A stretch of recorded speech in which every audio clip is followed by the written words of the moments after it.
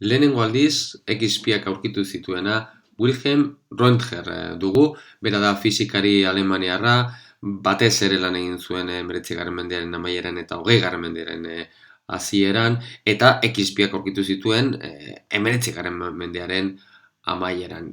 Izatez oso ezaguna da hemen txakertzen den X-pien bidez ateratako lehenengo argazkia, bere emaztearen eskua dana, eta berak egindako X-pien inguruan egindako lanarengatik jaso zuen Nobel saria, 1900 eta batgarren urtean. X-piak zer esanik ez gaur egun dakizuenez erabiltzen dira, oso erabiliak dira medikuntzan, radiografiak ateratzeko, baina ez bakarrik hortxe ikerkuntzan ezinbestekoak dira batez ere sistema materialek daukaten egitura atomiko aztertzeko, hau da, atomoak non dauden kokatuta aztertzeko. Eta hori batez ere, zeren eta X-izpiek daukaten uin luzera, atomen arteko distantzien magnitu ordenen berekoa dalako, hau da, gutxi gora bera, Armstrong batzuen magnitude ordenekoa dugu. Beraz, oso interesante da aztertzea nola X-piak nola igortzen diren, nola sortu egin ditzakegun. Eta hori, erraz ulertu dezakegu hementxe dagoen irudi honen bitartez. Elektroiak, atomoak zeharkatzerakoan, nolabait desbideratu egiten dira, eta desbiderazio horren arabera, nolabait azeleratu egiten dira, eta ikuspegi klasiko batekin ere, ulertu dezakegu, partikula kargatu bat azeleratu egiten bada orduan, erradiazio igortzen duela. Gure partikulen irudia ere erabiltzen badugu, hau da erradiazioan daukagun partikulen irudia, fotoien irudia erabiltzen badugu, orduan, esango genukeen, hasieran atomonen kontra datorren elektroiak duen energia zinetiko T bat izan da, eta hemetik ateratzerakoan desbideraketaren ondorioz eta energia galtzen duenez, orduan beste energia zinetiko bat izango du, beste energia osoa, kasunetan aske bakarrik ez badugu beste inoloko, beste edonoloko elkarrekintzik ez badugu, orduan energia osoa energia zinetiko izango dugu, orduan hasieran T energia dauka, gero T prima energia, eta energiaren kontserbazio hori aztertzeko, hementxe fotoi bat igortzen duela, duelaren irudia erabiltzakegu, non fotoiaren energia, Plancken adierazpena erabiltzen badugu, H bider nu dugun. Orduan, energiaren kontserbazioa erabiltzen badugu, hementxe gertatzen den prozesuan, orduan dugu T minus T prima dugu berdin H bider nu dugu. Orduan, zer esanik ez, azkenean duen elektroa duen energia zinetikoa zenbait eta txikiago izan, orduan maiztasuna, fotoiarekin lotutako maiztasuna handiagoa izango dugu, eta zer esanik ez, X-piak ateratzeko, hasieran elektroak eduki behar duen energia ere, energia zinetikoa handia izan behar du. Gauza jartzen badugu uin luzeraren funtzioan, maiztasuna bera C zati landa denez, orduan C zati landa dugu. Hori dela eta, lehen esan dugun bezala zenbat eta T prima txikiago izan, orduan uin luzera gero eta txikiagoa izango dugu ere. Orduan, era horretan, atera dezakegu zein den T energia zinetikoa duen eraso egiten duen elektroi batek sortu dezakeen uin luzera minimo duen X-izpiak. Eta uin luzera minimoaren adierazpena izango da H bider C zati elektroiak duen energia zinetikoa. Beraz, azkenean guk jartzen badugu, finkatzen badugu elektroiak duen energia zinetikoa, orduan uin luzera diferenteko X-izpiak sortu egin ditzakegu, baldin eta hasieran daukagun elektroian energia zinetikoa nahiko handia badugu, baina hori badago uin luzera minimo duen X-izpiak ere izango ditugu, eta minimo hori era honetan atera dezakegu.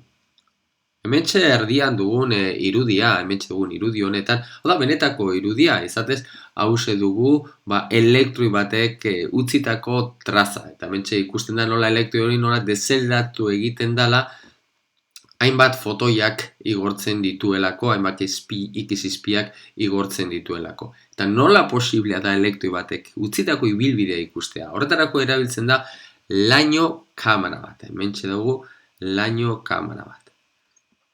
Laino kamera. Zer da laino kamera bat? Laino kamera hori da ur lurrinez osotutako gainazal bat, eta lurrin hori dago super kondentsatuta eta super ostuta dago, beraz oso egoera ezegonkor batean dago.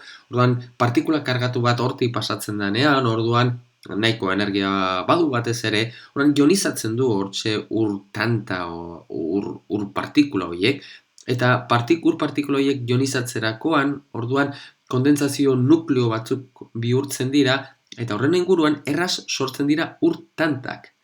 Beraz, hemen ikusten dugun lerroa hause, da elektroiak utzitako, elektroien ondorio sortutako urtanten bidea. Beraz, urtanta horiek usten duten edo egiten duten ibilbidea da guk hemen ikusten duguna.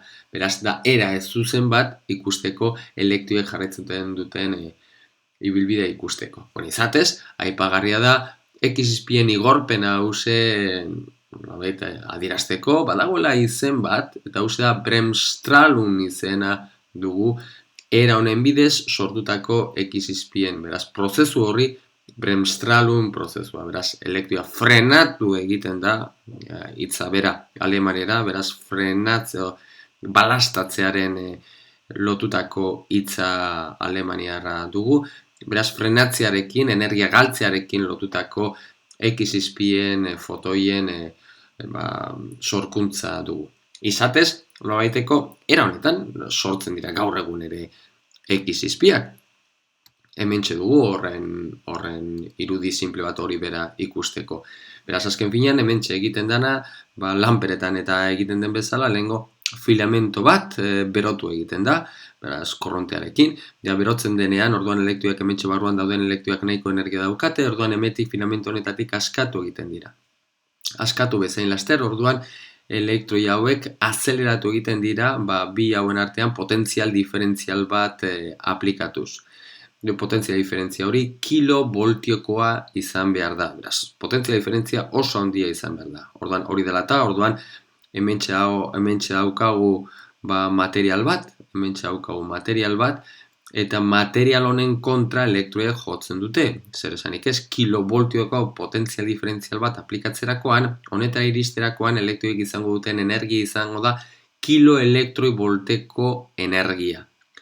Eta materia honen kontra jotzerakoan, materiala izan daiteke edo burdina, edo izan daiteke, materia nahiko pisutxoa molibdeno izan daiteke, orduan honen kontra jotzerakoan hainbat fotoiak, X-izpien fotoiak sortzen dira.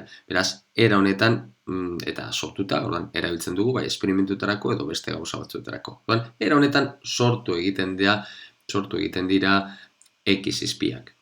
Hau izan daiteke sortutako X-izpien intentsitatea, X-izpi horiek daukaten uhin luzeraren funtzioen grafiko bat izan dezakegu. Dugu, hementxe grafiko honetan ikusten duzuenez, dira grafiko diferenteak agertzen dira, bakoitzak dira azelerotako potentzial diferentei dagokiona. Zate baterako, lehenengo honetan daukagu, 50 kilovoltiotan azeleratutako elektroiek sortutako X-izpien intentsitatea uhin luzeraren funtzioan, 40 kilovoltiotan, 30 kilovoltiotan eta 20 kilovoltiotan. Beraz, hemen ikusten duzuen bezala, uhin luzera diferentetarako sortzen dira X-izpiak, hori bai, badago, esate baterako, 50 kilovoltiotan kasuako badago, lambda minimo bat, non hori baino txikiagoa direneko X-izpiak sortzen ez diren, badago lambda minimo bat, eta lambda minimo hori, lehen esan dugun bezala, hori dugu HC zati T energia zinetikoa, edo zati C, kasu honetan izango litzateke energia zinetikoa, izango litzateke potentzia diferentziala hau izandik, izango litzateke elektroi voltetan 50 elektroi voltak. Eta era horretan sortutako uhin luzeraren minimoa ikusten duzuenez, badauz, kasu honetan Armstrongen magnitu ordeneko fotoiak, uhin luzera duen fotoiak sortzen dira, hau da, X-izpiei dagozkien tartean daudenak. baina izatez historia ez da hemen amaitzen, hemen ikusten duzuen nahiko txukuna, nahiko jarraitua den espektroa, X-espien espektroa sortzen dela alako era honetan, baina hori ez da horren simplea izatez, ez da horren jarraitua benetan agertzen den X-espien intentsitatea, eta benetakoa holakoa da. Orduan, hemen berriro erakusten dugu X-espien intentsitatea, uin luzeraren funtzioan, kasu honetan azeratutako, elektroiak azeratzeko, erabilitako potentzial diferentzia da 35 kilovolt, eta baita erabilitako materiala, elektroiak horien kontra jotzen dutenak da molibdenua. Eta ikusten duzuenez, da hementxe dugu lehen erakutsitako espektro jarraitua, hau izango litzateke, hemen izango litzateke, hau jarraitua, hementxe lambda minimoa dugu, lehen bezala, baina hortaz gain hemen ikusten duzue, bi piko oso intentsuak direnak, oso importanteak, oso intentsuak direnak. Eta hauek, horren profila duen X-espien espektroak eta ezaguna zana, ezen ulertzen 20. mendearen hasieran. Espektro jarraia nolabait ulergarria izan zitekeen, baldin eta erabiltzen badugu, egin dugun bezala, egin du energiaren kontserbazioa aplikatuz, ulergarria izan daiteken. Baina zein zen hementxe agertzen den piko hauen jatorria, hau 20. mendearen hasieran ezen ezagutzen. Hau ulertzeko pixka denbora gehiago pasatu behar zen, eta horretarako ezinbestekoa da ulertzea atomoek daukaten egitura energetikoa. Nola elektroiak, atomen barruan, mailetan banatzen den, eta horretarako ezinbestekoa da hori ezagutzea. Baina, esan dugun bezala, 20. mendearen hasieran, hori oraindik atomen egitura hori ezen ezagutzen. Beste gauzatxo bat, hau guztie aztertzeko, hemen hasieran esan dugun bezala, energiaren kontserbazioa aplikatu egin dugu. Eta galderotxo bat, zergatik talka bat dugunez, edo bentxe prozesu honetan, zergatik energiaren kontserbazioa aplikatu dugu, eta ez dugu aplikatu adibidez momentu linearen kontserbazioa. Hau da, hementxe daukagun prozesu honetan, non adibidez, pixka bat gauzak garbiago egusteko, elektroi bat dator, eta batean, elektroi hori dauka energia zinetiko bat, eta batean, elektroi hori energia zinetiko, beste energia zinetiko T' batekin ateratzen da, eta horrekin batera, daukagu fotoi bat askatzen dela. Da, prozesu honetan, momentu lineala kontsebatzen da, hau usten dizuet pentsatzeko. Eta kontsebatzen, ez bada kontsebatzen, ze gertatzen da galtzen den momentu lineala horrekin.